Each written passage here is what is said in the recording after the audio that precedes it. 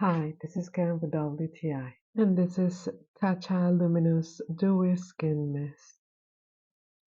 And I'm in love with this refreshing fineness moisturizer since immediately I can feel this softness and glow and plumpness and smoothness in my skin.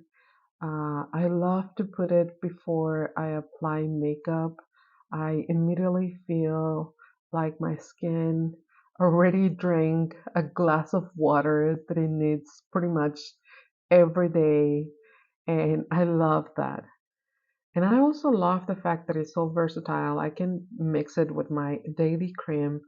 I just put the both of them, I mix it, I put it on my face before the makeup. I can also apply the mist after I'm done with my makeup or for a retouch.